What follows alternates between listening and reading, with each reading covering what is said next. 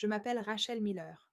J'ai 42 ans, je suis une mère, une épouse, et je n'aurais jamais imaginé être prise au dépourvu chez moi, surtout par mon beau-fils. La vie réserve parfois des surprises, et le geste qu'il a fait ce jour-là restera gravé dans ma mémoire. J'ai épousé David Miller il y a 8 ans. À l'époque, il était père célibataire et élevait un garçon de 9 ans nommé Ethan. Je dois l'avouer, m'intégrer à une nouvelle famille n'a pas été facile. Ethan était poli mais distant, prenant soin de ne pas trop s'approcher de moi. Je le comprenais. Je n'ai jamais cherché à lui imposer un lien maternel. Je voulais simplement être présente, stable et constante. Avec le temps, les choses se sont arrangées. Notre foyer a trouvé son rythme paisible. Les petits déjeuners, les trajets pour l'école, les fêtes qui sont devenues de véritables traditions. Pourtant, Ethan m'a toujours appelée Rachel, jamais maman. Et je n'en ai jamais demandé plus. David était un homme bien, fort, responsable, un excellent soutien de famille, mais il travaillait beaucoup. Il dirigeait une entreprise de logistique et était souvent en voyage d'affaires. Cela faisait que je restais à la maison avec Ethan la plupart du temps. Je m'occupais de tout à la maison, les courses, les factures, la cuisine, et j'aidais parfois Ethan à faire ses devoirs s'il me le demandait. Au fil des années, Ethan est passé d'un petit garçon réservé à un jeune homme réfléchi et intelligent. Malgré tout, il y avait toujours une certaine distance entre nous, que je n'ai pas cherché à combler. Puis vint l'été de la dernière année de lycée d'Ethan. David venait de partir pour un voyage de 2 ans à Seattle, pour une importante conférence d'entreprise. Il n'y avait qu'Ethan et moi à la maison. Je me suis dit que j'allais faire simple. Soirée pizza, quelques films, et peut-être un peu de jardinage. Ce à quoi je ne m'attendais pas, c'était qu'Ethan prenne l'initiative, au-delà d'un simple salut ou merci pour le dîner. Mais quelque chose a changé cette semaine-là. Tout a commencé par de petites choses. Il a commencé à m'aider plus spontanément. Un soir, je descendais un lourd panier de linge, et il est intervenu sans un mot et me l'a pris. Un autre jour, j'ai trouvé la vaisselle déjà lavée en me réveillant de ma sieste tardive. Un matin, il a préparé du café et me l'a apporté sur la terrasse où j'aimais lire. Il n'a pas dit grand-chose. Il a juste souri et s'est assis à côté de moi avec sa propre tasse. J'étais agréablement surprise, mais je n'y ai pas prêté plus d'attention que ça. Les adolescents ont des sautes d'humeur, et parfois ils sont tout simplement de bonne humeur. Mais la plus grande surprise est arrivée vers la fin de la semaine. C'était un vendredi soir. J'avais passé la majeure partie de la journée à faire un grand ménage dans le salon et à ranger des cartons qui s'entassèrent dans le garage depuis des années.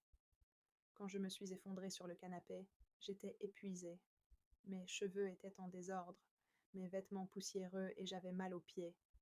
J'envisageais de commander des plats à emporter quand Ethan est entré avec un sac en toile. J'ai quelque chose pour toi, a-t-il dit. J'ai levé les yeux, surprise. Pour moi, il hocha la tête. Oui, tu en as fait beaucoup. Je me suis dit que tu méritais bien quelque chose. Il sortit une petite boîte de son sac et me la tendit.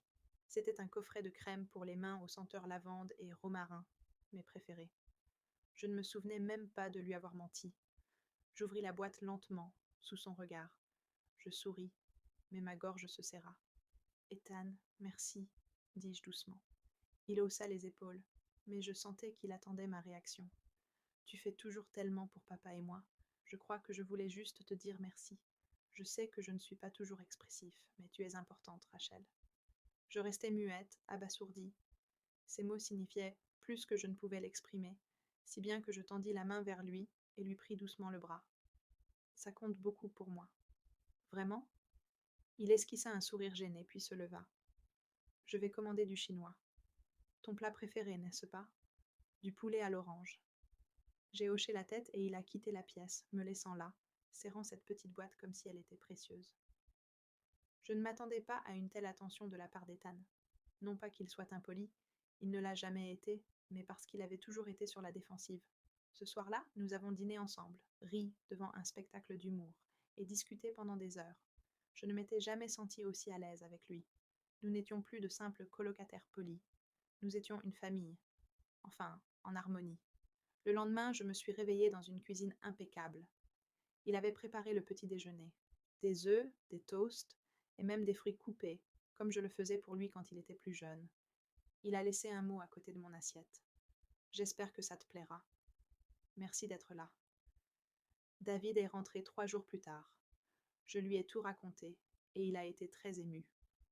Il grandit, a dit David, et il te voit clairement pour qui tu es. Je ne pourrais être plus reconnaissante. Après cette semaine, les choses ont changé pour de bon entre Ethan et moi. Nous partagions plus de moments ensemble, des promenades le dimanche après-midi, des virées à la librairie et des conversations tranquilles sur l'université, les relations et les rêves. Quand il a été admis à l'université loin de chez lui, je l'ai aidé à faire ses valises. Le dernier jour à la maison, il m'a serré dans ses bras plus fort que jamais. Tu es plus qu'une belle-mère, a-t-il chuchoté. Tu as été comme une deuxième maman pour moi. Merci. J'ai retenu mes larmes, me contentant d'acquiescer. Tu as toujours été ma famille, Ethan. Toujours. Maintenant, assise ici, à repenser à ce geste inattendu, celui où mon beau-fils a tendu la main d'une manière que je n'aurais jamais imaginée, je réalise que certains liens demandent du temps, de la patience et une constance discrète. L'amour n'arrive pas toujours comme un feu d'artifice. Parfois, c'est un simple flacon de crème pour les mains, une tasse de café chaud ou un petit mot manuscrit qui ouvre la porte à quelque chose de plus profond. Ethan m'envoie encore des textos depuis la fac. La semaine dernière, il m'a envoyé la photo d'un nouveau livre qu'il avait acheté en disant « Je pensais que tu l'aimerais bien ». J'ai souri. Nous sommes liés maintenant d'une manière que seul le temps, les efforts et une véritable gentillesse peuvent créer. Et tout a commencé par un geste inattendu, un geste qui m'a rappelé que la famille n'est pas toujours une question de sang. Parfois, c'est une question de ces petites attentions qui vous prennent au dépourvu et vous rappellent que vous êtes vu, apprécié et aimé.